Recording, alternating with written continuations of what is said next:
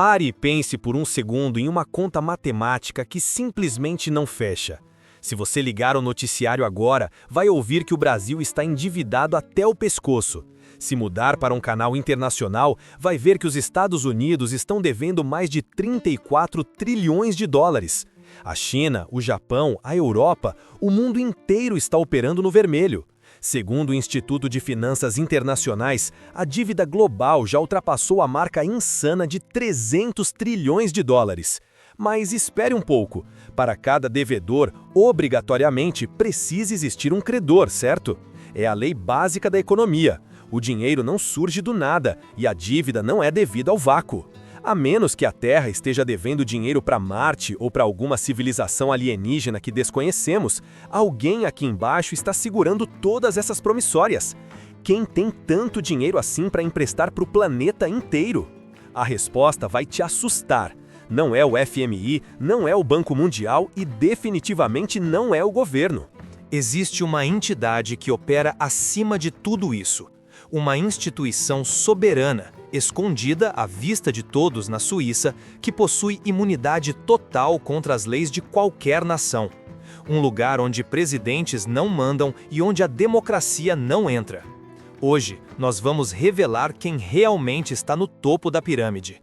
Para entender quem é o verdadeiro credor, precisamos primeiro destruir uma ilusão que foi vendida a você desde a escola: a ilusão da soberania nacional.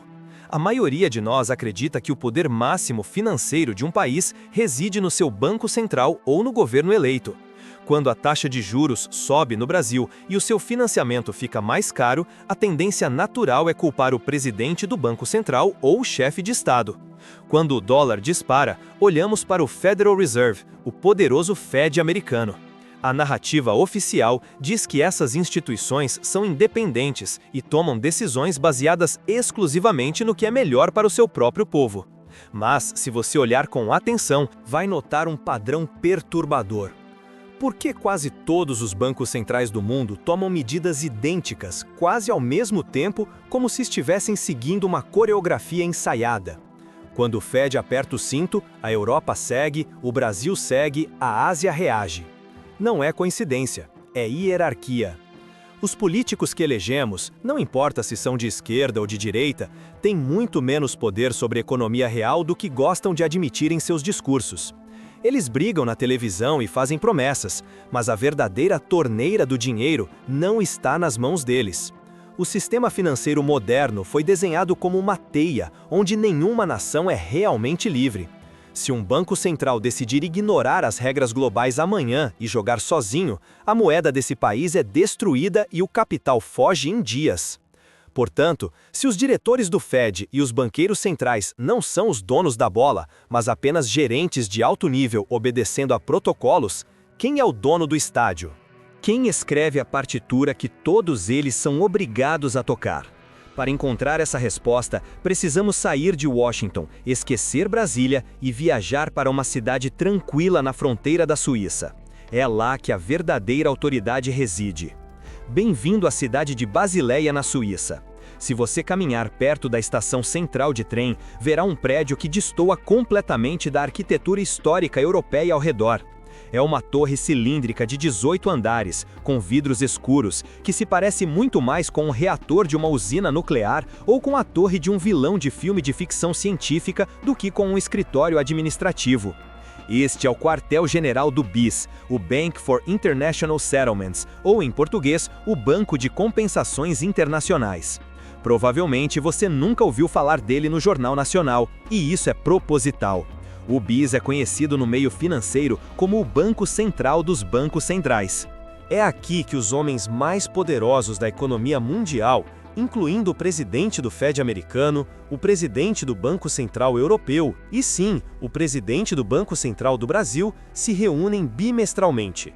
Eles entram em seus jatos privados, pousam na Suíça e desaparecem dentro dessa torre para reuniões a portas fechadas, onde nenhuma ata pública é divulgada imediatamente e nenhum jornalista é permitido.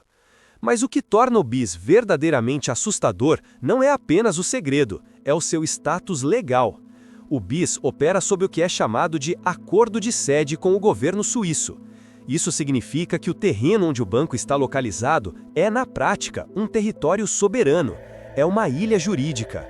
Para você ter uma ideia do nível de proteção, as autoridades suíças não têm jurisdição lá dentro. A polícia não pode entrar sem permissão expressa do presidente do banco. Se houver um crime lá dentro, a lei local não se aplica da mesma forma que se aplicaria na rua. Os funcionários de alto escalão do BIS possuem imunidade diplomática completa. Isso significa que eles não podem ser presos ou processados por ações cometidas no exercício de suas funções. E tem mais, todas as comunicações do banco são criptografadas e protegidas por tratados internacionais. Suas malas diplomáticas e seus arquivos são legalmente invioláveis. Nenhum agente alfandegário, nenhum juiz e nenhum governo pode exigir ver o que está dentro dos cofres ou dos servidores do BIS. Eles não pagam impostos sobre suas transações e seus ativos não podem ser congelados ou confiscados, não importa o que aconteça no mundo, seja uma guerra ou uma pandemia. Basicamente, eles criaram um Estado dentro de um Estado, dedicado exclusivamente a controlar o fluxo monetário global. Mas se você acha que essa imunidade é apenas uma formalidade burocrática, espere até ouvir a história de como eles usaram esse poder durante o momento mais sombrio da humanidade. Para provar que o BIS não é apenas uma instituição técnica e burocrática, mas sim um ente político com interesses próprios, precisamos voltar no tempo. O banco foi fundado oficialmente em 1930. A desculpa pública era nobre. Ele serviria para administrar os pagamentos das reparações de guerra que a Alemanha devia aos aliados após a Primeira Guerra Mundial. Parecia justo, certo? Mas as reparações acabaram logo, e o banco continuou lá. O verdadeiro teste de lealdade aconteceu poucos anos depois, quando a Segunda Guerra Mundial explodiu. O mundo estava dividido. De um lado, os aliados, do outro, o eixo nazista. Nações inteiras foram mobilizadas, fronteiras foram fechadas e qualquer comércio com o inimigo era considerado alta traição, punível com a morte. Mas, dentro da torre blindada do BIS na Suíça, a guerra simplesmente não existia. Enquanto soldados americanos, britânicos, franceses e alemães se matavam aos milhões nos campos de batalha da Europa, os diretores do BIS continuavam realizando suas reuniões mensais. Imagine a cena. Banqueiros centrais da Inglaterra e da França, sentados na mesma mesa de mogno, fumando charutos e bebendo conhaque com os banqueiros de Hitler, como o infame Hjalmar Schacht e Walter Funk. Eles discutiam taxas de juros e transferências de ouro amigavelmente, enquanto seus compatriotas eram bombardeados lá fora. O presidente do BIS na época era um americano, Thomas McKittrick. Mesmo com os Estados Unidos em guerra contra a Alemanha, McKittrick manteve o banco operando, alegando a tal neutralidade que a instituição tanto preza. Mas a neutralidade do BIS tinha uma cor muito específica, a cor do ouro roubado. O caso mais escandaloso ocorreu em 1939, quando os nazistas invadiram a Tchecoslováquia. Com uma arma apontada para a cabeça, os diretores do Banco Nacional Tcheco foram forçados a solicitar a transferência de todo o ouro do país para a Alemanha. O detalhe? Esse ouro estava guardado fisicamente nos cofres do Banco da Inglaterra, em Londres. Mas, legalmente, ele estava em uma conta do BIS. Quando a ordem chegou de Basileia, o Banco da Inglaterra, mesmo sabendo que aquele ouro estava sendo roubado por Hitler para financiar a máquina de guerra que bombardearia Londres meses depois, obedeceu. O BIS ordenou, e o ouro foi transferido para os nazistas. O BIS funcionou na prática como caixa forte e a lavanderia do Terceiro Reich, permitindo que a Alemanha convertesse o ouro saqueado dos países ocupados e das vítimas dos campos de concentração em francos suíços e dólares para comprar materiais estratégicos no exterior. Eles sabiam de tudo? Sim. Eles pararam? Não. Após a guerra, houve tentativas de fechar o BIS. Na Conferência de Bretton Woods, em 1944, houve um clamor para dissolver essa instituição que lucrou com o sangue de milhões. Mas, misteriosamente, os banqueiros manobraram nos bastidores, a poeira baixou e o BIS não só sobreviveu, como se tornou ainda mais poderoso. Essa história nos ensina uma lição brutal. Para a elite financeira que controla esse sistema, não existem inimigos, não existem países e não existe moralidade. Existe apenas o fluxo de capital. Se eles foram capazes de lavar dinheiro nazista enquanto o mundo ardia em chamas, você realmente acha que eles se importam se a inflação está corroendo o salário da sua família hoje? Você pode estar pensando, tudo bem, eles guardaram ouro sujo nos anos 40, mas isso é história antiga. Hoje o mundo é moderno, regulado e transparente. É aqui que você se engana. O poder que o BIS tinha naquela época era brincadeira de criança, comparado ao controle absoluto que eles exercem sobre a sua vida hoje.